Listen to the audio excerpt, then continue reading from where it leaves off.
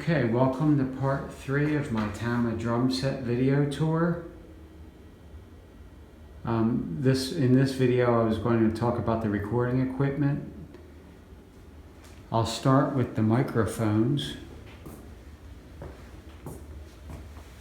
And I'll start down here with the bass drums. A few things here.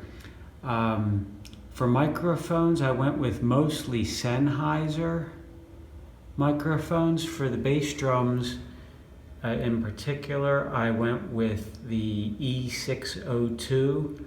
I just like the sound of those the most by listening to a bunch of sound samples online and by reading different articles online. I did a couple new things with the bass drums. I just got these new Tama Starclassic fiber heads. This is the new design, just came out. It's a regular mylar head with a layer of fiber on top, and it gives it a nice warm tone, a little dampening, natural. So look, listen, you can hear just a nice warm tone. So the only dampening I have on the bass drums is an Evans EMAD 1-ply on the batter, and this fiber head on the front with a 4-inch porthole. No dampening inside, no pillows, no blankets, no foam, other than the two heads. And it sounds really nice. I made these neat little mounts to hold the microphones. It's actually 4 different company parts here. I'll just tell you real quick. It's a Gibraltar DC92 multi-clamp.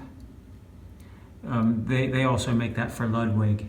And a Tama ratchet arm with this last boom is made by Big Bang Productions, and then the final little ball joint at the end is made by On Stage. So all that together makes this sleek little mount that holds the microphone for the bass drum. And I did that for both bass drums.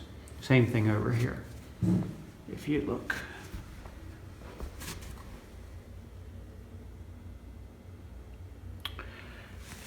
And I also used the Sennheiser E602 on several other drums.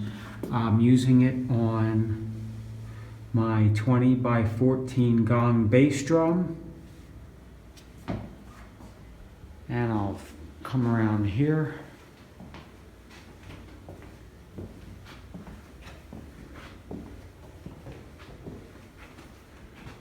I'm using it on my 16x16 floor tom, my 14x14 floor tom, and my 13x13 floor tom. Yes, you can use this E602 on floor toms. It sounds great. Now, for the timbali and the rack toms, I'm using a Sennheiser E904. And what's nice about this microphone, well, it sounds great, of course, but neat little feature is the connection is at an angle. So if you use a right angle connector like I prefer to use, then the cable connector doesn't interfere with the microphone mount. So that's nice. For the snare drum, it's hard to see, but I'm using an Audix Micro D condenser mic. I just wanted something small and that wasn't in the way, and that definitely accomplishes that. For overheads, I'm using a pair of SE Electronics X1S. These were recommended by an audio engineer, and apparently they're so consistently made that you don't even have to worry about requesting for a matched pair. And they are doing a nice job. Make sure if you use a pair of overheads like this that you measure them, that they're an equal distance from the point on the snare drum that you strike most often.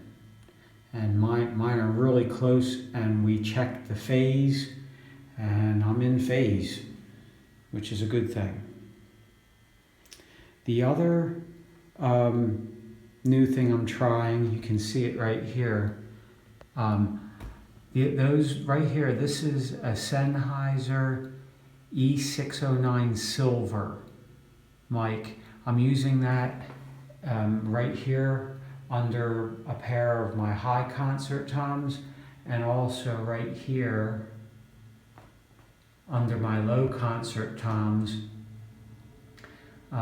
instead of just having a microphone under each concert tom. And so far that's picking them up well. And here I'll let you look at the recording rig now. So I'll try to explain it the best I can. This metal rack is made by Samson. The only reason I chose it is because of the height. It puts the top of the rack right where I wanted it, where I could reach it, and it leaves a nice surface for me to put my laptop. The laptop is a 2015 Apple MacBook Pro, which has the Thunderbolt 2 interface, and that is plugged into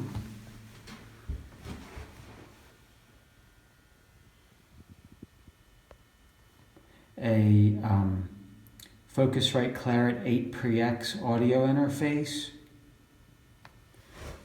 which is also connected to another Focusrite product. It's a Claret Octapre.